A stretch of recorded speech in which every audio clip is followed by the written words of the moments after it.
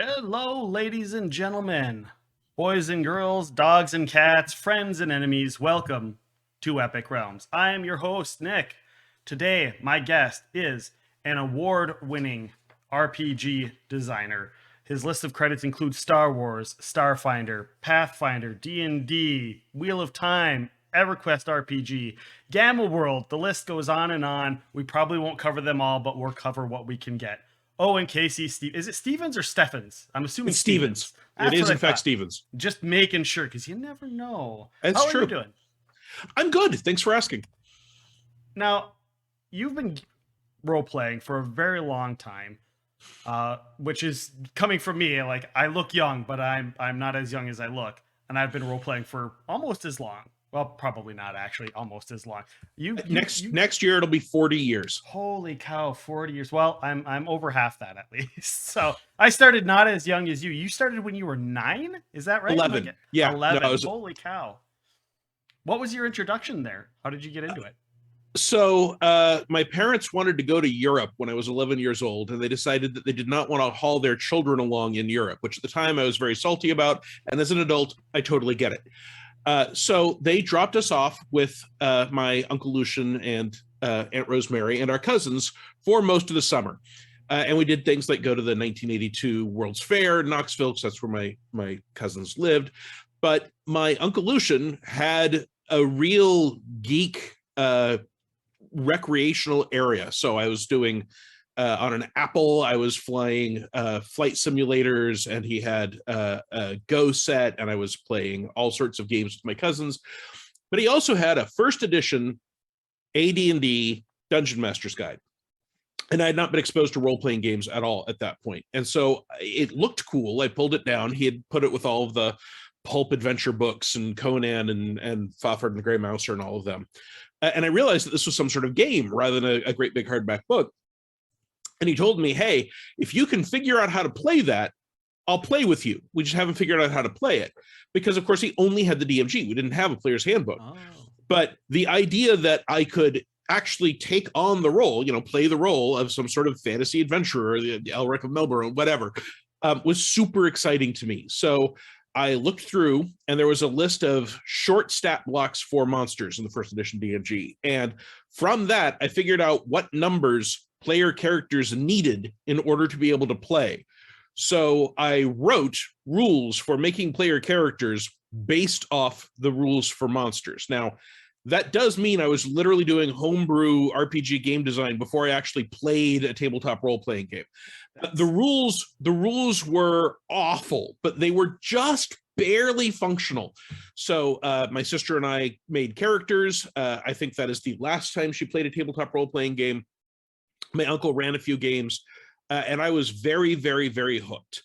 But summer ended. I wasn't with my uncle and my cousins anymore. I did not live in a neighborhood with anyone else my age or even close to my age. So I did not have anyone to play with, and things might well have just dried up and turned to dust there if my mother had not been who I refer to as the Empress of the Geeks. And she was part of the Norman, Oklahoma Science Fiction Association, or NOSFA.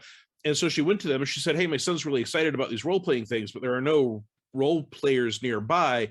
What can I do? And one of them happened to know about Tunnels and Trolls, which had a whole bunch of solo dungeons. Okay. And they said, you can get the Tunnels and Trolls set, and they've got one-person solo modules that were like choose-your-own-adventure things, except that you actually use dice and the rules to get through them. So for Christmas that same year, I got the box set, and literally every solo adventure she could find, because my grandparents didn't buy gifts for me directly. They would give her money and say, we don't know what the children want, whatever they want. So I had this big stack of these solo adventures and got really hooked on it, and was, again, doing game design, and the box set for Tunnels and Trolls had some rules on making your own dungeons. So I did that.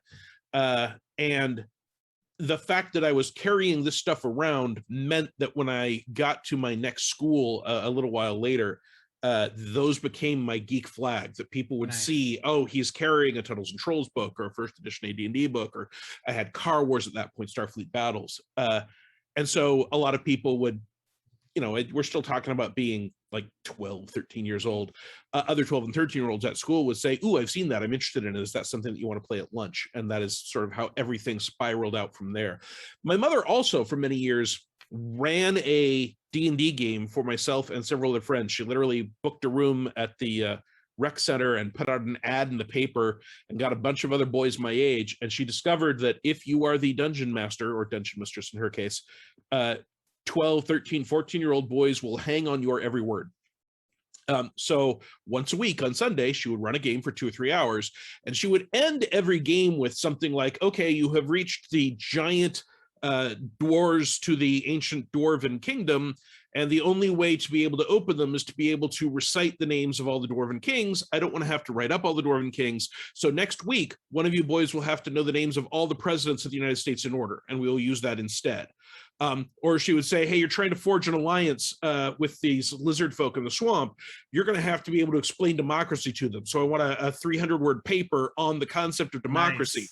So she would end every session with homework, but we did not see it as homework. We saw it as role-playing challenges. Right. So we're learning the color wheel and basic algebra and sociology and economics. I mean, she was, she's an adult. She had a good, she's not natively a gamer or a role player.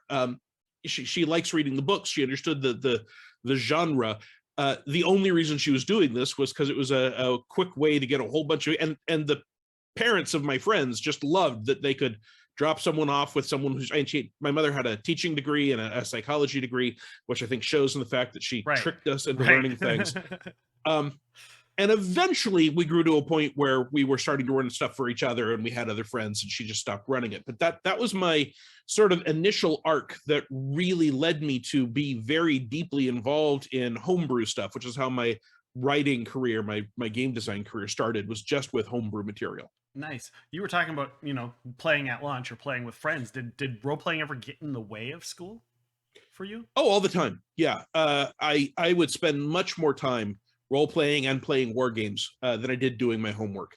Literally my last 2 semesters of high school, I had to sit down and say, okay, if I actually want to graduate, I need this many credits. I have this many hours. Okay, I have to pass these classes. And I was min-maxing high school, which again was a result of my experience up to that point. I have a lot of friends who were playing with me, but I had one group that would play with me on a Friday and one group on a Saturday and one group on a Sunday. So I was playing 3 times as much as they were.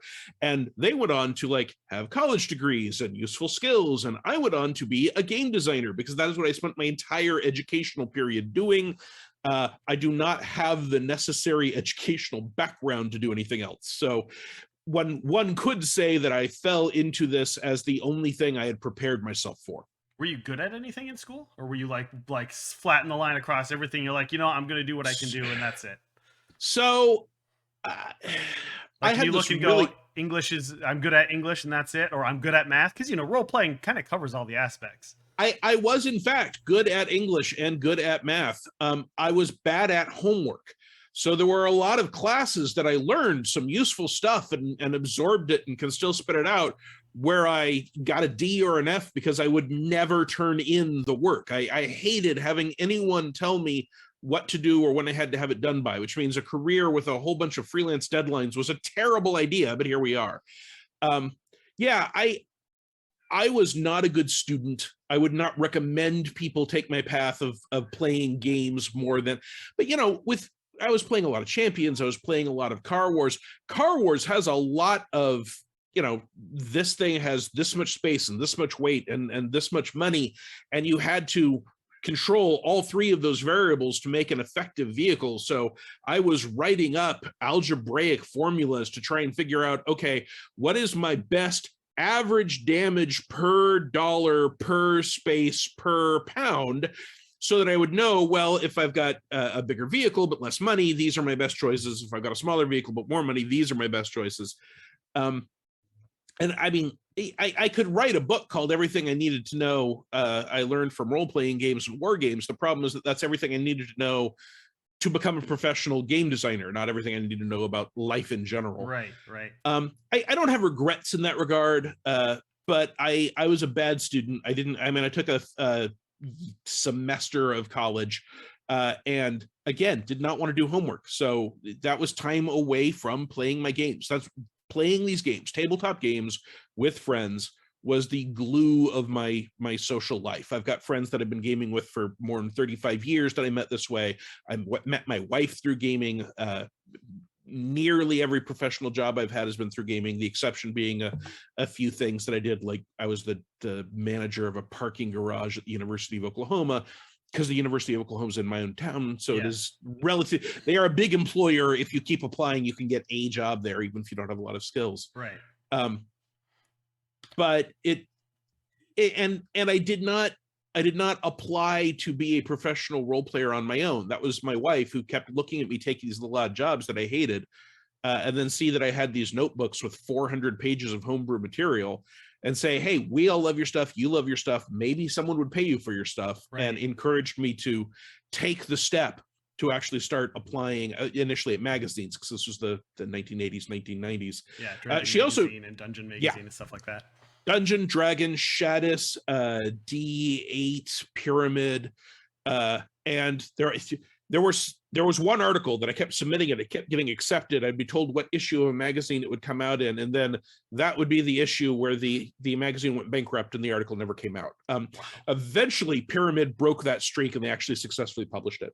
And that was kind of where you got your foot in the door, basically, was that first publishing. What was your first game system you worked on? The first games. So the first thing I got paid for was Champions, and that was being paid 1/20th of 1 cent per word for 100,000 words, and the publisher paid me and went bankrupt, and it never saw publication. Man. I made my tiny amount of money on this huge project, which was the first thing that I was ever actually paid for, and it never got published. And under the terms of the contract, I got paid, so those words aren't mine anymore. And I strongly suspect no one has a copy anymore. Right? There's no sign that company survived. It was a World War II Champions super agent setting that was being published with a license from Champions, so it wasn't from Hero. Right. It's almost to the point where you could almost, if they went bankrupt, you could almost buy that intellectual property back.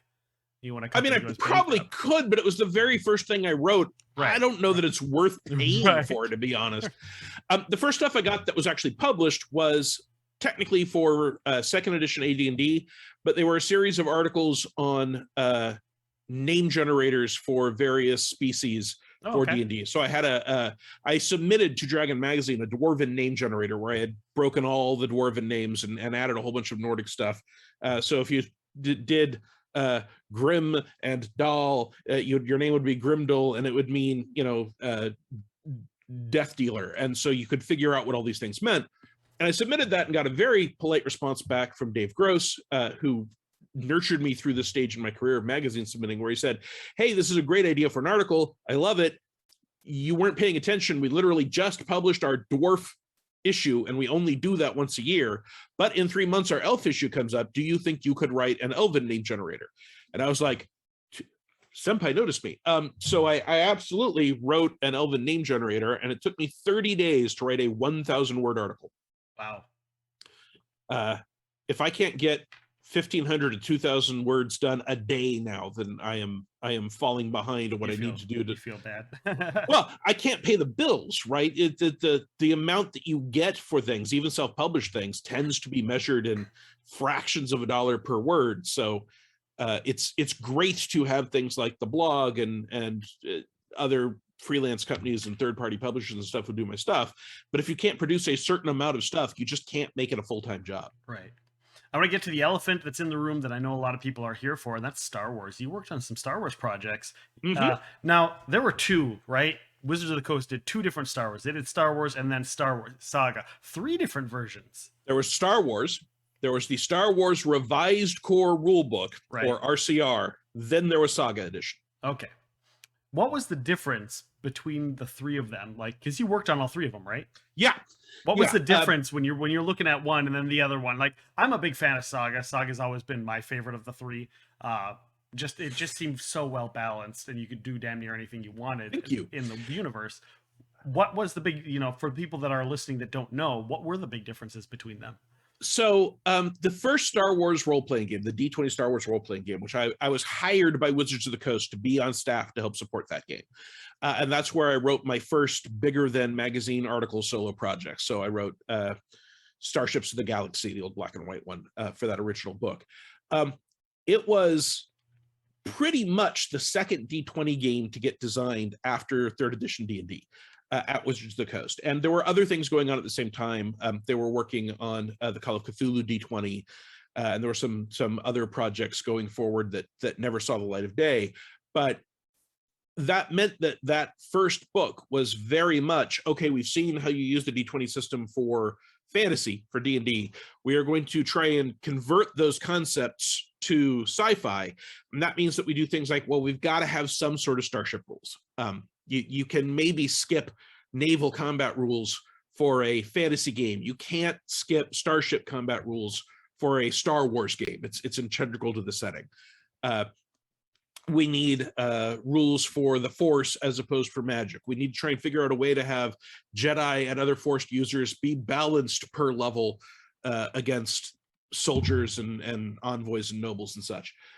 So that first one was, I'm not saying it was bad, but it did not have the advantage of feedback of what worked and did not work well in 3.0 D&D. About the time 3.5 came out, they did their revised core rulebook for the same reason. There were a fair number of things that had turned out not to work as well as you might have hoped. This is despite extensive playtesting. When you've got a Star Wars role-playing game, you can playtest it all you want, but the split second it goes out to the general public, you've got thousands and thousands of more eyes looking at it and playing it and finding weird corner cases. So the revised core rulebook, like 3.5, was a attempt to update the parts of the original book that did not work well. And it created a game that wasn't quite compatible, but was very, very similar. Star Wars Saga Edition was a different matter entirely. With that, Chris Perkins contacted myself and Rodney Thompson, who at the time was a freelancer. He since went on to work at Wizards of the Coast. And I had been laid off from Wizards of the Coast, so I was freelance at this point, and told us, look, we want you to make a new version of Star Wars, and we want you to tackle every rule, not with how close is this to D&D, but what is the best way to make a Star Wars role-playing game that is still a class level based game, that it's recognizably the D20 system. But a lot of stuff had come out since then, right? You got a whole slew of D20 books. We had D20 Call of Cthulhu, you had D20 Modern. So there were a lot more. 3.5 had come up by then too, right? 3.5 had come out, right? Yeah. 3.0 to 3.5, yeah. So we were able to do things like, hey, what if we build most of these classes instead of saying, hey, you have these hard, fast abilities like you tended to for 3.0 classes, and look more at D20 Modern and say, what if most things have talents, and then you have talent trees, and you can go through them and pick things you want, and then instead of inventing whole new classes, we can release new talent trees later on down the line. So we can say, all right, the scoundrel is clearly this kind of character class. Oh, hey, there are data slicers. We don't necessarily have to create a data slicer prestige class. We can release data slicer talent trees, and then you can take as much or as little of that as you want so that you can focus on one thing and really make that the focus throughout most of your career. Or you can spread yourself around and say, well, I'm taking a little from A and a little from B and a little from C. And it made a much more flexible system. We also decided that it was not necessary for every monster to be written up as this is your species, this is your class, and you have so many levels of it. So we could just say, okay, if we want stormtroopers to be dangerous when they shoot at you, but go down after one or two shots, what numbers should we give stormtroopers, even though no player character would be likely to ever have that exact set of numbers? And again, it was designed to create a more satisfying total Star Wars-like experience rather than it really feeling like D&D in space, which you know, a lot of people didn't like the first D20 Star Wars game because they felt it was D&D in space. And I frequently would, and they'd be like, you know, the D6 system was better. It was the old West End game system. I'd say, I can you quote mean myself saying that. Other than their force power system. Right. Well, that was a problem, right? It was, yeah. But it's also worth remembering that the D6 system was not created for Star Wars. It was created for the Ghostbusters role-playing game. Yep. So the old WEG D6 system was Ghostbusters in space. And some things, like the fact that the force power overlay was practically a mini game, and it meant that if you had a couple of powerful Force users, they could have the fight be over before non-Force users got to act. Yep. It might have been satisfying for Force users, and it might have felt like some of the expanded universe characters who are incredibly powerful Jedi can do these things. But from a gamist point of view, we were saying there is no level at which Boba Fett is dangerous to a Jedi. Right. And we felt like it was a better design to say, it turns out the most powerful Force users in the world are frequently high-level characters, which is why they seem to be way more powerful than common folks, because there are fewer commoner Force users. Right. But we can perfectly well say, if you are, one of the best scoundrels in the galaxy, the best nobles in the galaxy, best bounty hunters, whatever it is, that you are as effective totally in an adventure as a Force user, even if some of your expertise hits different areas. Right, definitely. Did they give you a reason? Like, obviously we just talked about the differences between the two. Was that the reason that they decided to go with, hey, we need to make a new system? Did they ever tell you why specifically?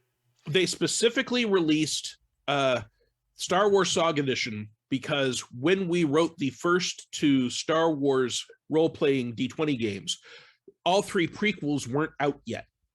Okay. So there were things in those prequels that there were no game stats for, and you would need a fairly extensive effort to put them together.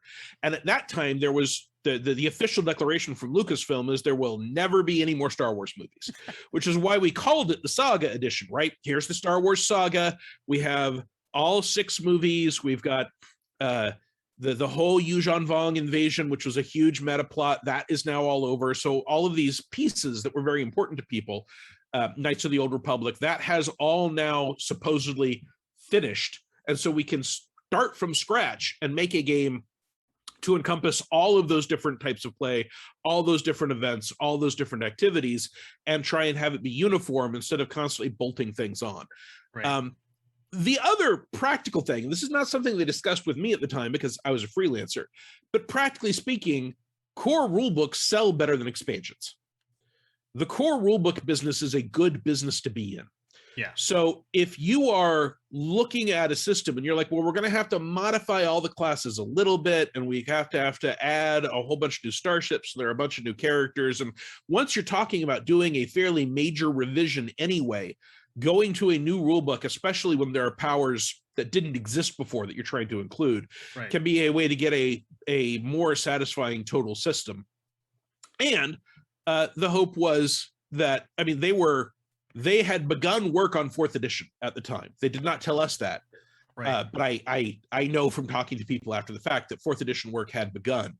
And since they knew 4th edition was coming out, and they knew that they did not think 4th edition would be a good fit for Star Wars, there was no longer any need for the two systems to be so close that learning one really helped you play the other. Right. Because that was going to stop being the case anyway. Right. So between needing to encapsulate the last of the movies at the time, knowing that there was no longer going to be any point in it being that similar to D&D, and a core rulebook being a great way to relaunch a system, get new interest. And since we are going to want, we're going to want to re-release a new Starship book because we now have starships that never existed when we did the last one. The whole line is now going to be hardback and full color. So, we don't want the softback 96-page Starships of the Galaxy black and white book. Right. We want it all to be consistent. Those sorts of choices, the sort of things that make you say, okay, it's worth doing a whole new line. We have X many years left on the license before we have to decide to renew or not. We think we can do a lot of support in that time. Okay. Well, how hard was it doing? There's a lot of source material in there. I mean, you guys pulled stuff from novels and stuff like that. How hard was it going? Okay, well, we have the stuff from the movies, but here's the Thrawn stuff, or here's the stuff from other source material, and pulling that in for the where Luke goes crazy or whatever, that storyline, pulling all of those little facets into their own books. So some of it was done for us, right? I had a copy of the Star Wars Encyclopedia. I had a copy of Del Rey's Essential Star Wars Guide to Droids, Essential Star Wars Guide to Technology. And those were being held forward as our Bibles, right? Here are the things that you want to... There's also, or at least there was at the time, a thing called the Jedi Holocron, which was a CD that had all the information that had ever been released about any form of Star Wars all in one place. And Chris Perkins was the one person at Wizards of the Coast that was allowed a copy of that CD. And so if you're saying, hey, I have to write up the history of Luke Skywalker, you could turn to Chris and say, I've got to write up the history of Luke Skywalker. Can you send me the relevant portions of his entry in the Holocron? And then you get this big, long list of, he was in this novel and this one important thing happened. He was in this novel. He was in this comic. This one important thing happened.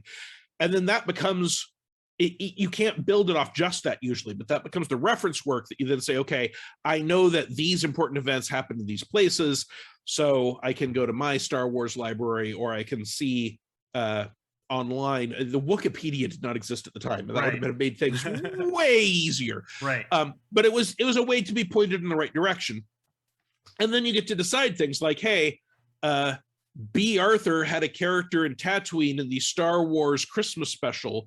Do we want to include that character in our description of Tatooine? And the answer, by the way, was no, we don't. We don't want to do that. But you do have to make some of those decisions and try and have sort of a unified continuity.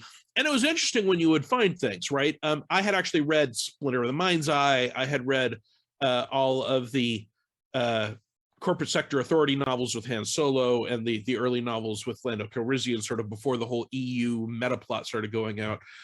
So I was familiar with the Kyber crystal, which was a big deal in the novel Splinter of the Mind's Eye. And then you're going through the entry for Luke Skywalker in the Star Wars Encyclopedia, and it says that he took the Kyber crystal and used it to become the focusing crystal in his lightsaber. So at that moment in the early aughts, they're saying there's one Kyber crystal and Luke used it, and it is not in fact an all-powerful psychic crystal that only works on one planet, but we're using the reference. And then of course now if you watch what they've done with Kyber crystals going forward to the modern sets of movies, it has become there is a substance, Kyber crystal, that is used amongst other things to make lightsabers, and there are like entire cities mining it. So it's interesting to sort of watch how canon evolves as you go. Yeah, definitely. Let's change gears real quick. Not real quick, but let's change gears. You worked, and I'm only bringing this up because I'm a huge fan of the game. Back in the day, there was a video game called EverQuest, and you worked on the role-playing system for that. How the hell did they think that let's put together the EverQuest role-playing system? And how did you transpose information from the video game to that? Usually it's the other way around. Usually it's a role-playing system becomes a video game. Yeah. So with the open gaming license, it was very clear that there was going to be a market for D&D like games using the open gaming license. And so the people who were running White Wolf Studios at the time created a sub company called Sword and Sorcery Studios, which was what they were going to release all of their D20 compatible stuff through. So the year after the 3.0 Player's Handbook had been released, the Wicks, Stuart and Stephen Wick, pulled together a bunch of freelancers and actually took us out to lunch at Gen Con the next year and said, hey, we have the license for the EverQuest video game to make it a role-playing game. And of course, the video game was at the time holding the space in the Zeitgeek that World of Warcraft currently holds. Right. Because World of Warcraft wasn't as a massively online multiplayer game yet, and people were seeing that EverQuest was getting bigger and bigger and bigger.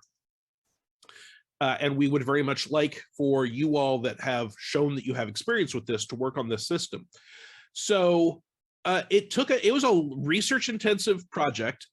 There were some online sources that were helpful there at the time. Like there were people who had gone through and said, okay, the snake skin spell increases your resistance to physical damage by 3%. We have that number. And so you'd have these huge tables of spells with effects. And then you'd be like, well, we're not going to turn everything into a percentile, so we're not going to do 3%. But we can see that there are, say, 6 tiers of spells that have 6 levels of effect that give you 6 times more dangerous. So we'll have the first one at first level, the next one at second, we'll skip third, next one at fourth, next one fifth, skip 6th, 7th, 8th, don't need one at 9th. Now we've got them. we know which one has to be more powerful. Then we attune that what is appropriate for a first level spell, a second level spell, Right. building off the expectation that while this was not D&D, we could use those benchmarks of effectiveness to make a roughly internally consistent game. Right. So also, we were given access to free accounts for EverQuest so that we Nice. could run around and look at things. And like, I was given one of the wicks had a max level character that I was loaned so I could run around the Befallen dungeon because I didn't have a character high enough level to survive Befallen, and I'm supposed to write the adventure for Befallen. So there was a lot of running around and looking at things and trying to figure out how to translate them. It really was, it's sort of a hybrid between translating from a book or a movie series where you just see the effect, and translating from another game system, because sometimes you translate from one physical game system, tabletop game, to another. And depending on how close they are, right? If you're going from Revised Core Rulebook to Star Wars Saga, a lot of those numbers are the same, or if they're not the same, you sort of know what the ratio is. Yeah. When you're going from a novel series, like when we did the Black Company role-playing game, there was no set of numbers. We could only draw the effectiveness we could guess out of the narrative of the books. And then you say, okay, well, that sounds like this person is roughly this dangerous. I would think that this level character would be appropriate. You figure out how to do it. This was a weird hybrid because there was a lot of narrative information, but there was also a lot of numbers, but those numbers did not translate on a one-to-one basis to the system we were using. So you had to sort of generate little scale tiers and say, okay, well, this is the spell that makes you the fastest of any spell in EverQuest, or this is, this is the barbarian class. It takes the most damage before it goes down, so we'll give them the D12 hit point. And then it may not be that the Shadow Knight is exactly a D10 versus a D12, but they are the next step down in durability, so that is what we will put there. Right. Makes sense. You went on to do stuff for D&D. You've done pretty much every edition of D&D, right? Let's see. I don't think I've written any. If you're talking about an official material, I have not released anything from Wizards of the Coast for 5th edition. Okay. I've done 5th edition OGL products, and 5th edition Dungeon Masters Guild products. But you've done official 4th edition, 3.5, stuff like that. Yes. How was that working for you? Like, was that like a big thing? Like, oh my God, I'm working for D&D. I'm writing D&D stuff. So it was this weird translation. When I was up for a job at Wizards of the Coast in 2000, they asked me in order, would I be most interested in working on core D&D or the Forgotten Realms as a subset of D&D, or licensed D&D conversions, like there was talk about having the D&D movie get its own book, or licensed other things, like they had a license for Dune and they had a license for Star Trek at the time, or Star Wars. And in order, that was the order of my preference. So Star Wars was the last thing I was interested in doing. Right. And I had to be very, very clear. Thomas Reed, who was the creative director for Star Wars at the time, they flew me out for the interview. And so he called my hotel room and he was like, so I note that you put Star Wars at the bottom of your list, but is that still something you'd be interested in? And I'm thinking, well, I'm not an idiot. He's not calling me just out of curiosity. He's calling me because there's a chance he'll hire me. So I told him, I love Star Wars. I'm just not as much of an expert on Star Wars as I am a lot of other things. I am not a huge fan of the Star Wars D6 system, so I don't have that tradition to draw from, but I would still love to do it. The weird thing about that was that I then learned the D20 system more through Star Wars than through D&D, which is what most people at the time were learning it through. And then when I was laid off in 2001, I was very suddenly one of the small number of people that other publishers knew, Owen Stevens was good enough with D20 to write D20 stuff for Wizards of the Coast. And when I was laid off, I was not allowed to work for the RPG R&D division for 6 months because they could not lay you off and then hire you back freelance for fear that it looked like they were trying to get you to do the same work but cheaper. Right. But the web team was a different department. And I knew several people on the web team. So they immediately contacted me and said, hey, we've got weekly adventures, we've got weekly monsters, we've got all the stuff that we would love to have you write, and we're allowed to contract you. and we know we can work with you, and everyone else that has already done this is busy. So I was immediately working in 3.0 and then later 3.5 and D20 Modern through the web team a lot. And then I got hired to do a weekly article for D20 Weekly, which was done by Steve Jackson Games, trying to jump onto the D20 bandwagon. So I very quickly moved from D20 is Star Wars to D20 is any one of these sort of related systems, some of which are D&D and some of which aren't. And by the time I was working on 3.5 or 4.0, I'd simply gotten into the mindset of D20 as a series of philosophies rather than one game. And I just need to figure out what philosophy tweaks are between the core D20 that I'm used to and these. And I didn't really have a trouble moving to 4th edition. There were some 3.0, 3.5 things I wanted to bring to 4th edition because I liked them better and that the 4th edition design team didn't want. So when I wrote those, they never got put in, but I could then see that and go, okay, well, that's the sort of thing that I want to include. And about roughly, and I'm still working on Saga Edition freelance at that point. And it was about then I started working on Pathfinder. So there was a point where I was actively writing Star Wars Saga Edition, 4th edition D&D, and Pathfinder, sometimes in the same week. And I would have to have, 2 different laptops open, well, one desktop and one laptop at the point, and a set of core rule books, because I'll be writing an adventure about tactics for this person. If he's knocked down and he can't stand up without taking an attack opportunity, oh, wait, is it attack opportunity in this game? Or is it an opportunity attack? Or hold on, I've got to look that up. Right. And that actually served me really well, because one of the things that older designers sometimes run into is that you remember one specific out of 12 ways this question has been handled in different game systems. And I just really got in the habit of, if a rules question came up, step 1, go to the core rule book for that game, read the rules in question, and then try and interpret them instead of running it off memory. Right. And when I was the design lead for Starfinder, even for Starfinder, which I helped write, I would not necessarily remember, right? We discussed 5 ways that we could handle this question. I remember that discussion. I cannot guarantee I remember which one we wrote down. So as long as I know what section of the rule book it's in, I'll flip through, or if I have it online, I'll do a keyword search, find it, read it, and then I can say, okay, this is how I would interpret that, which was very helpful when editors would come to me and they'd say, hey, you say that this is a free action, but we can't find free actions in the Starfinder core rulebook. And I'd be like, oh, do we not have free actions? No, we don't. Okay, well, for things that used to be free actions, they now say things like as part of this other action. So we'll just have to change that wording. Yeah.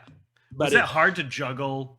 Because you're dealing with you're dealing with like product ownership. So like you're dealing with, okay, here is a beholder. This is D&D. You can't put that in Pathfinder.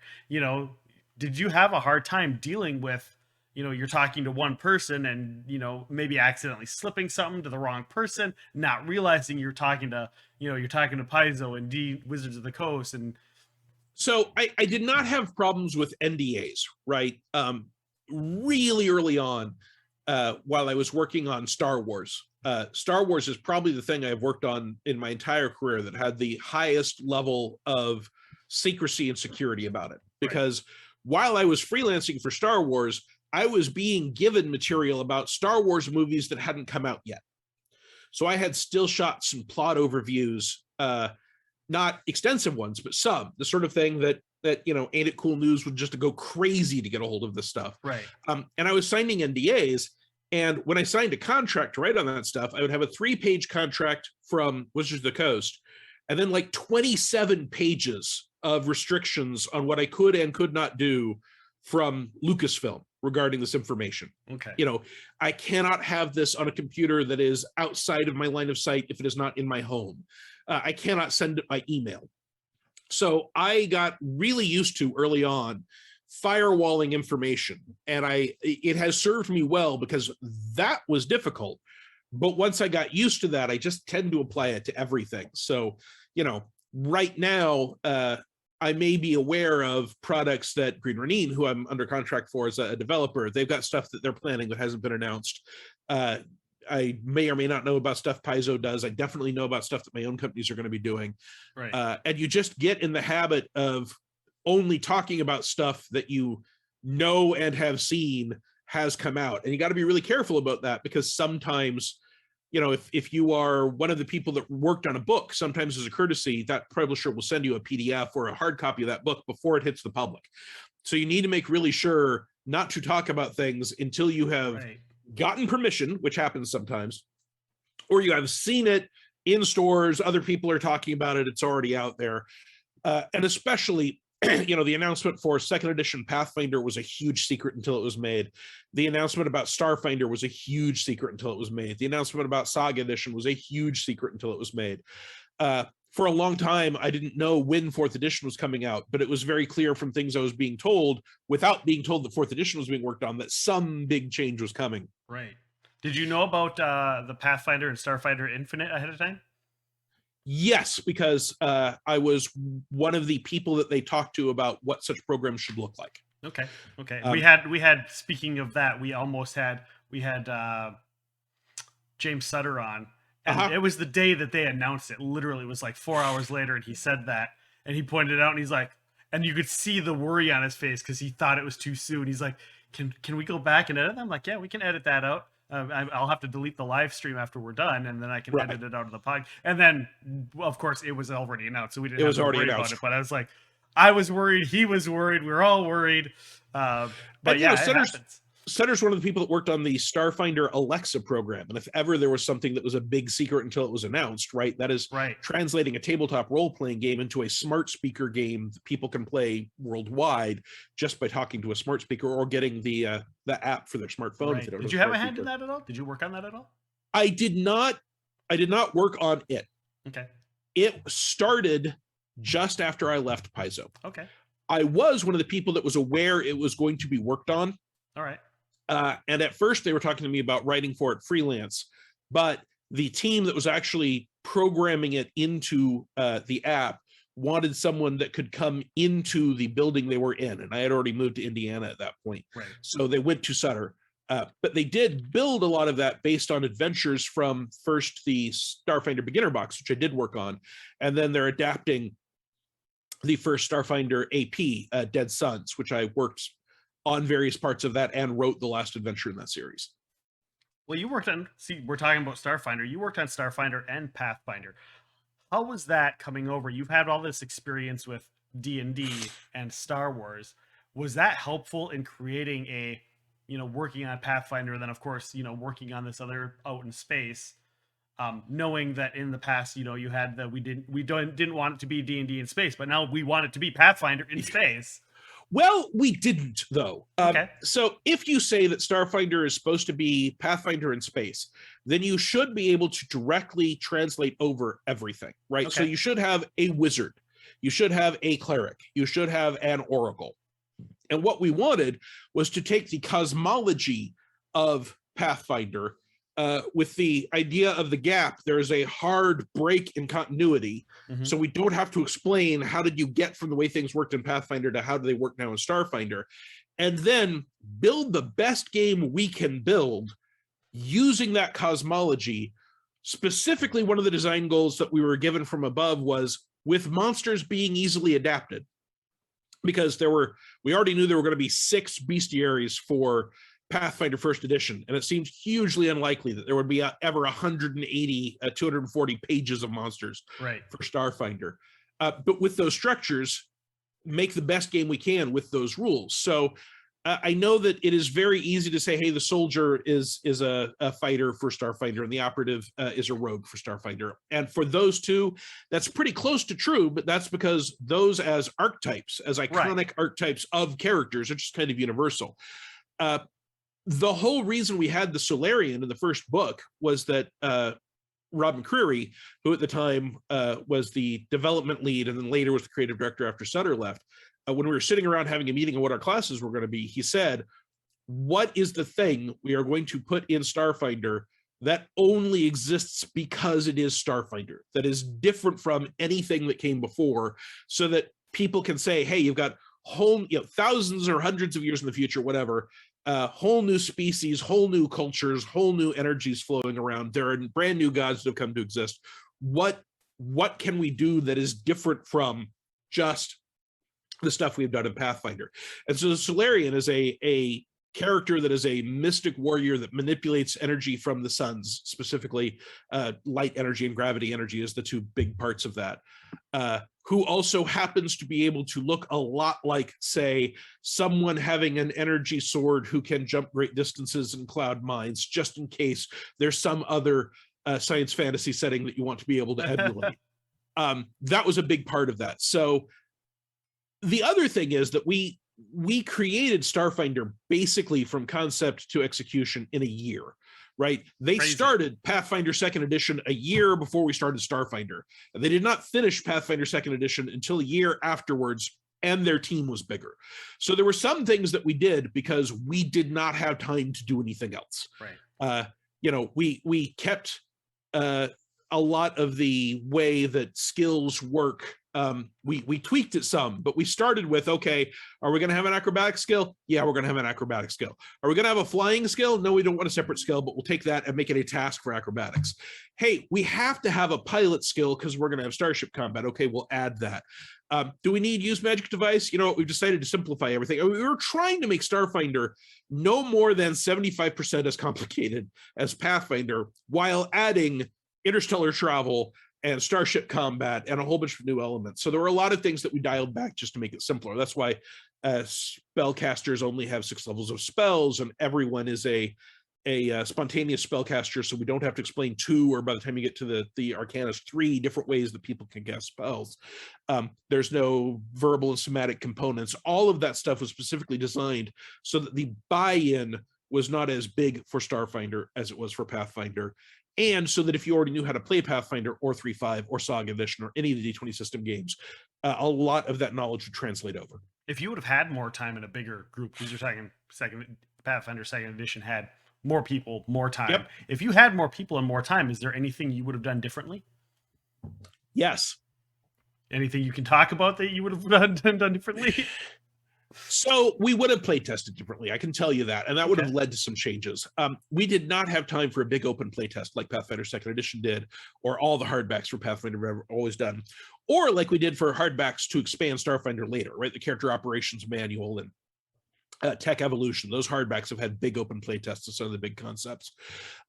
We managed a lot of small internal play tests. We had some trusted groups that we found through volunteers and organized play and friends of friends that we sent things out to.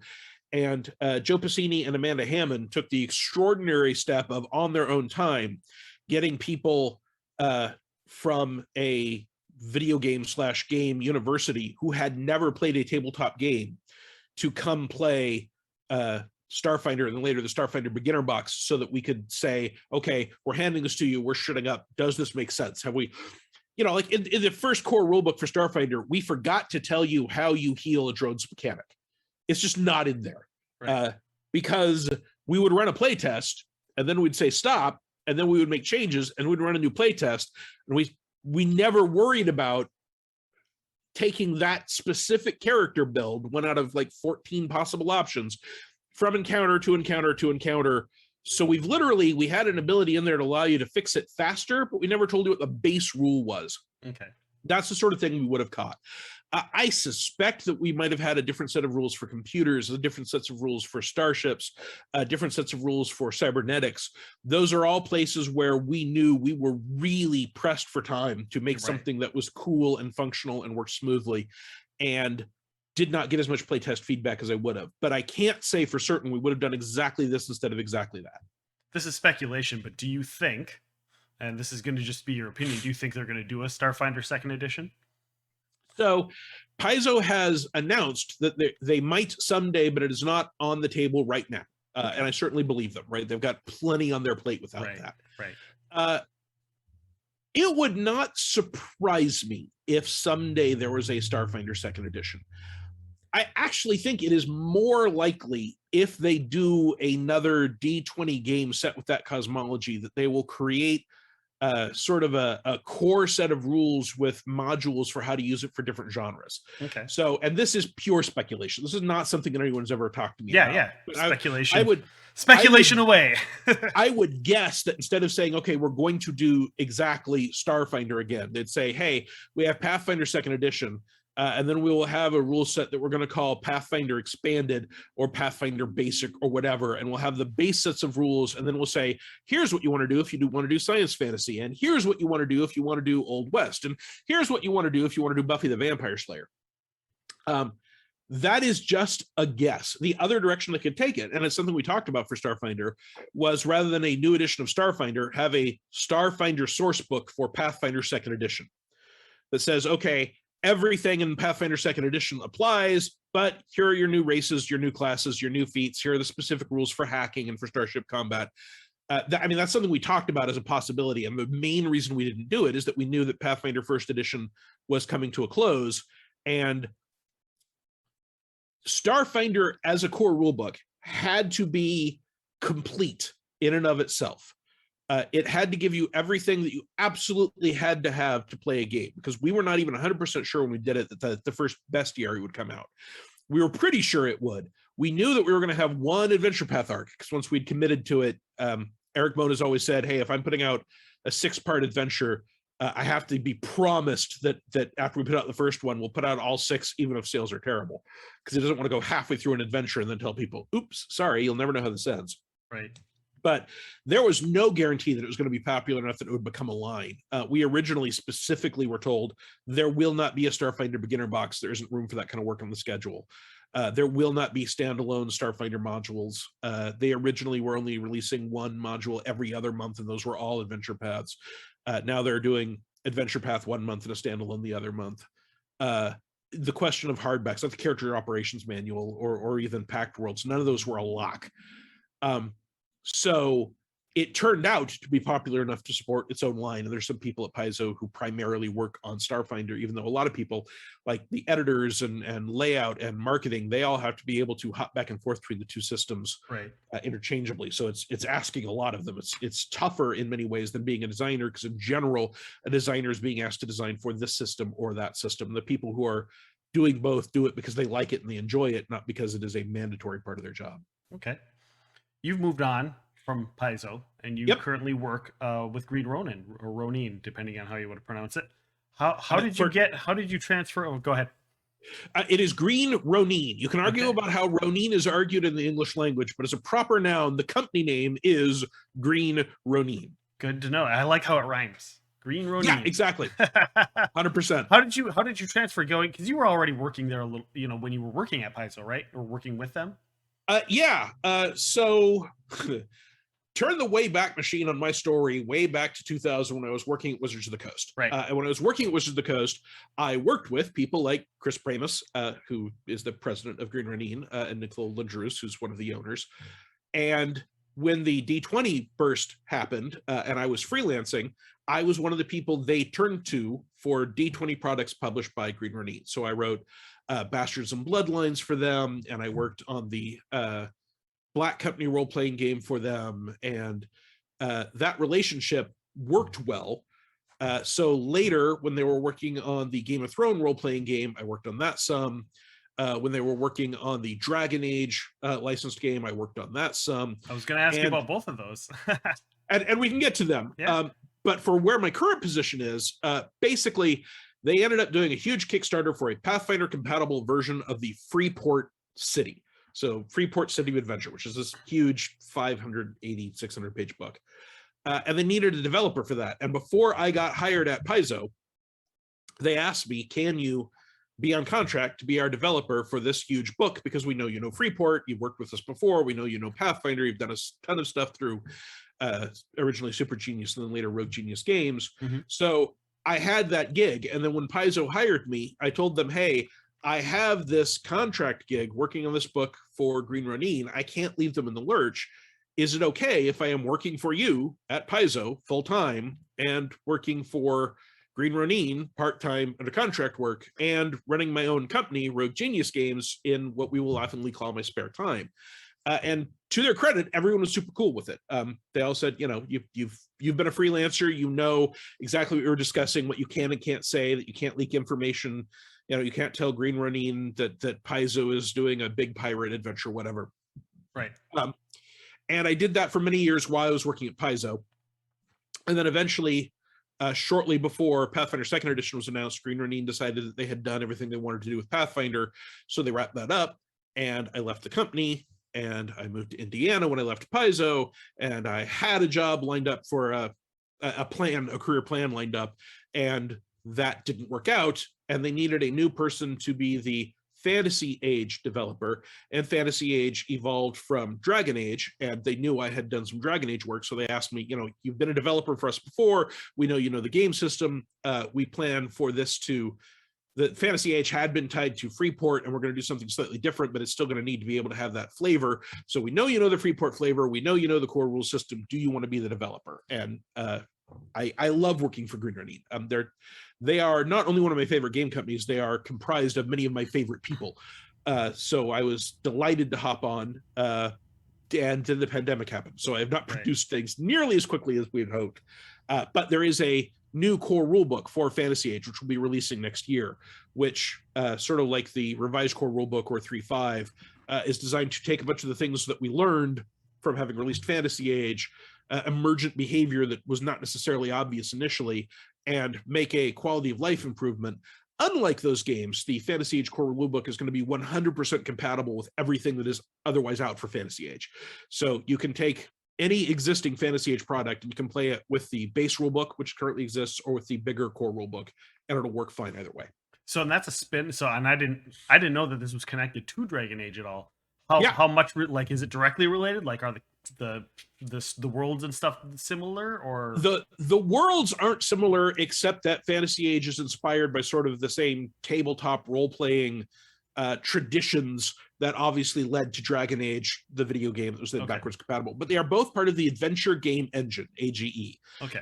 So the Adventure Game Engine was originally created for Dragon Age because they did not want it to be a D20 game. They wanted to create something that worked specifically for it and had its tone. And then they wanted to make a generic version of that was not Dragon Age specific. But if you're looking at what characters feel like, they feel much more like the lower magic Fantasy or Dragon Age feel, where if you're a wizard and you've got 3 spells and 1 blast, that's probably what you've got, and you're not going to be casting wish spells. I know that there are people that are either watching or listening that are big fans of the Dragon Age setting. Yeah, and want to be like, I want more. Yeah, and so they could bring their Dragon Age stuff and just be like, whoop, whoops, and insert it right into this. There are like, and we also have Modern Age, and for that matter, there's the Expanse, licensed from the books that the Amazon series is on. Awesome. Like with D20, all of those are slightly different, so they are not 100% compatible with each other, but they're close enough that you can work it out. If you have any familiarity with how game design works, if you're the sort of person who, and I'm dating myself, obviously, but if you used to use first edition D&D monsters in a second edition D&D game, that's the level of translation we're talking about. So there are a lot of people who take, adventures or monsters or spells that we write for Fantasy Age and then backport them to Dragon Age. Okay. Excellent. What other stuff did you work on? You worked on Game of Thrones, right? For them. As you mentioned, how hard was that, taking stuff over, and how hard was your obviously you did the Star Wars stuff, so it must not have been too difficult to not worry about disclaimers and all that kind of stuff. So I mean, my work on it was before. It was the Song of Ice and Fire role-playing game, right? So it's not the Game of Thrones role-playing game, right? And that was all my work on it was before the HBO series came out. Oh, okay. So everything I did was when it was a big literary property, but had not exploded onto the scene the way it did when the series came out. It was research intensive, and it was interesting because a lot of what I was specifically doing was filling in background cracks to make the setting playable, while knowing up front that these are things that may not ever be used by Martin or any other adaptation. There are places on the map where if the story doesn't go there, you don't need to tell anyone what it's there. But for a game, the GM wants to have some idea what might be there if that's where the players walk to. So it was research intensive, rules light. And I don't think anything I've done in it has ever been picked up, which it's interesting when you're working on something like Star Wars, because there are things I have written for Star Wars for the tabletop game first that have then been adapted. Like there's the ILHKK Citadel Cruiser, which I just wrote for Starships of the Galaxy. And then later the Star Wars card game picked up the ILHKK Cruiser, and it's been mentioned, in passing in novels and things like that. I created the Killian Rangers, and they got mentioned in one of the novels. Just literally as a Killian Lord, as a quote about how the Force works. But it's really interesting because you create these things and they become part of the big sandbox, and other people come and play in the sandbox, and you don't even really know what happens unless you happen to notice it or someone tells you about it. As far as Song of Ice and Fire goes, I don't think anything I created for that, which was all, what's over this hill, what minor clan might be in the background, Right. what house is around that you could be from. I don't think any of that has made it into the broader Song of Ice and Fire gestalt, which is fine. But yeah, I did work on that. I worked on the Black Company role-playing game, and I'm a huge fan of Glenn Cook's Black Company novels. So that was, and they knew I was a huge fan of the Black Company novels. When I was interviewed for a job at Wizards of the Coast, one of the questions I was asked was if you could adapt any one property to a D20 game, to a D&D game, what would it be? And I said Black Company, and Chris Pramus was in the room when that happened. Nice. So later, when he got the license, and I was freelancing and I had already done stuff for them, he was like, hey, I know you said you'd like to do this. Not everyone knows the property. Would you like to work on that? The lead developer is going to be Rob Schwalb, who's one of the best game designers in existence. And he had developed some of my stuff for just D20 releases through Green Ronin. So I was very, very happy to work on that with them. Awesome. Did you have any hand in Mutants and Masterminds at all? Or were you kind of hands off from that? Nope. Okay. It mostly it's that they never needed any help, right? I've played that game a lot. The most impact I've had on it is that at one point I was working with Crystal Frazier, who indicated that she had interest in writing for Mutants and Masterminds, but did not know who to talk to. I worked at Green Ronin at the time, so I put them in touch. Okay. She's now the developer for Mutants and Masterminds. Nice. So I've not done any of the work there, but Crystal is another one of the best game designers out there. Crystal is one of the most talented people in tabletop, right? She does art, she does layout, she can write, she can do game design, she can do adventures. She can literally do every single part of a role-playing game if she has time. So the question is, what do you want to put her talents towards? And as the developer for the Mutants and Masterminds line, I think she's done a lot of really great work. She did the basic Heroes Handbook with Steve Kenson. There are just some unbelievably talented people working at Green Ronin. And one of the reasons I like working at Green Ronin is that it allows me to rub elbows with them and learn from them. Well, yeah, and almost everything they put out, I've really enjoyed myself as well, including right now you are working on the Starfinder Infinite stuff. We mentioned Pathfinder Infinite and Starfinder Infinite a little while ago, which is basically the open gaming license for Starfinder and Pathfinder. Am I not wrong? So you're kind of wrong. Okay. It's basically the Dungeon Masters Guild for Pathfinder and Starfinder. Okay. So there is the open gaming license, which dates back to 2000, and the D20 system was released under it. Both Pathfinder and Starfinder, for that matter, Pathfinder 2nd Edition, are released under the open gaming license because they are evolved from that original D20 system game set. Okay. But the OGL prevents you from mentioning anyone's intellectual property, including trademarks, product names, anything that they've declared as off limits, which in the case of everything Paizo does includes pretty much all proper nouns. So you can't mention their adventures, you can't mention their game books. I can release something that's Pathfinder compatible, but I cannot say it's Pathfinder compatible just under the OGL.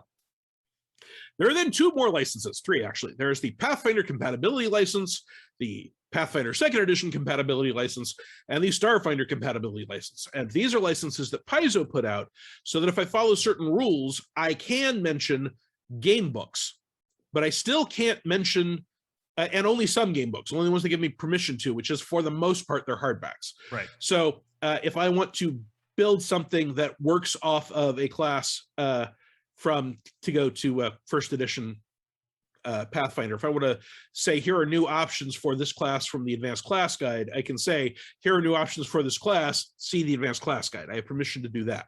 Okay. But I still cannot mention Golarion or their specific gods or their plot lines. And that brings us to the Infinite programs.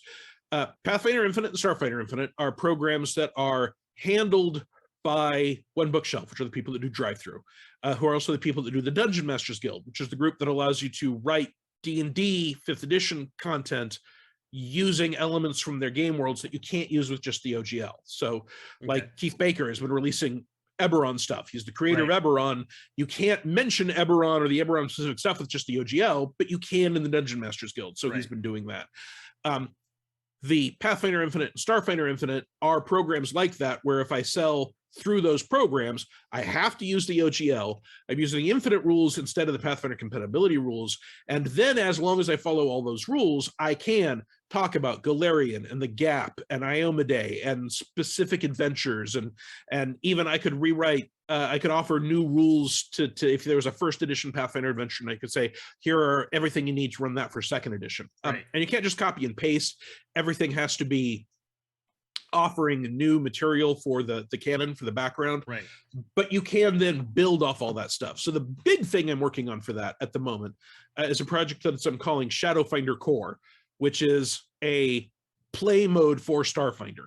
So it's designed to allow you to take the Starfinder role-playing game and use it for adventures set in a modern day setting. That can either be modern day Earth or Golarion at a modern day level of technology.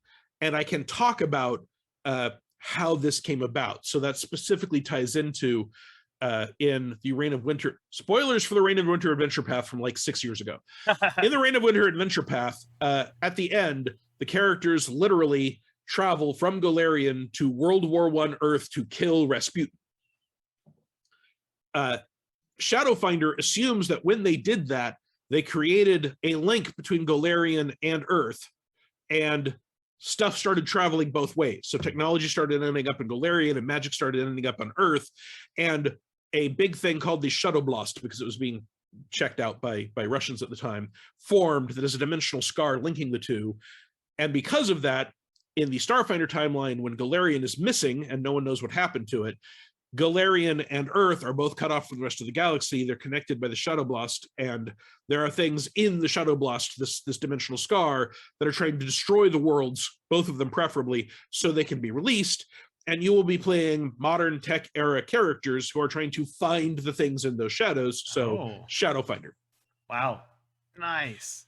And that's a great concept. There's a book series that it reminds me of, but that's a really great concept.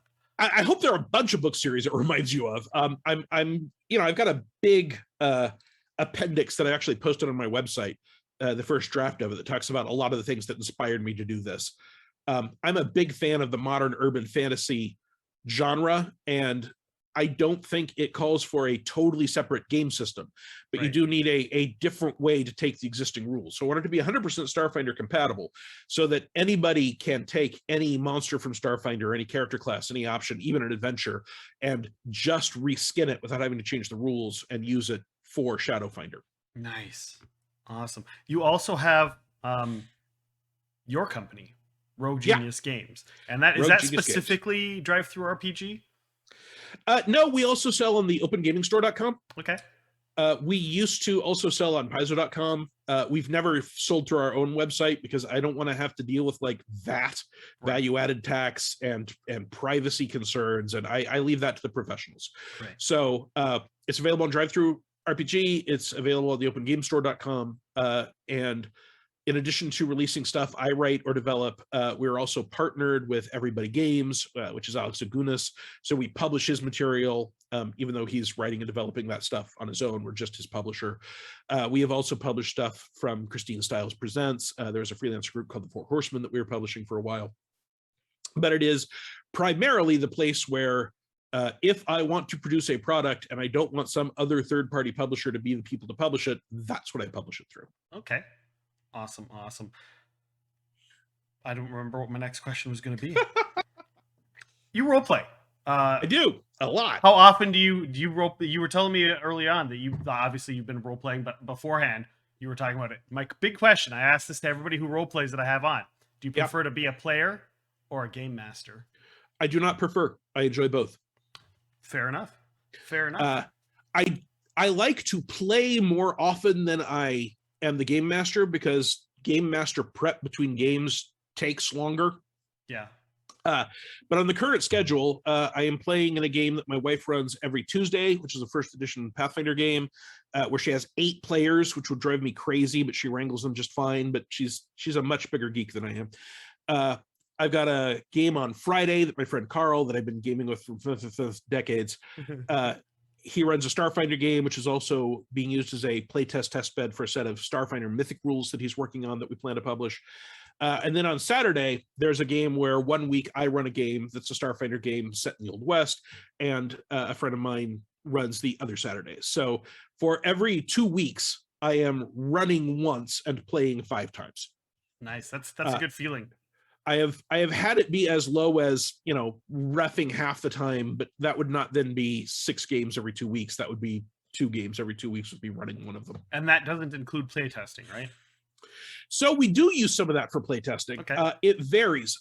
The very fact that, for example, we had this problem with not thinking to tell people how you repair your drone because we did not have a playtest that was an ongoing campaign, has caused me to frequently try to introduce stuff as part of an ongoing campaign. Now, Okay. I ran a long playtest for the Fantasy Age Core rulebook, which will be out next year, and that was separate. That was on Sundays.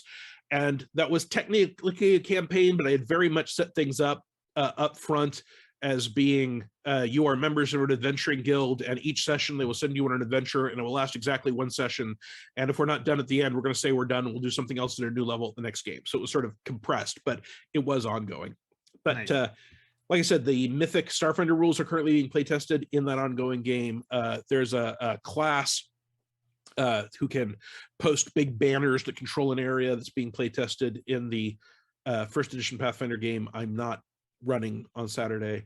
And then there's a ton of rules that I've been playtesting in my Really Wild West game, my Old West Starfinder game, many of which formed the core of what is going to be Shadowfinder when that's released.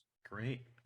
And people can find you on Twitter at Owen_Stevens. You are very prolifically active on the Twitter. I see you all the time on there. In fact, I've been following you for a few years, actually, so I see you quite a bit on there. OwenKCStevens.com.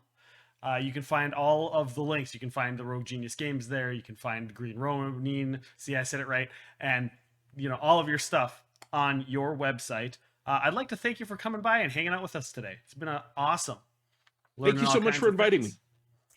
For those listening to the podcast and here, we're going to be joined on November 29th by Jarrett Lemaster. He's an actor, a singer, a podcast, and a narrator for audiobooks. So that'll be November 29th.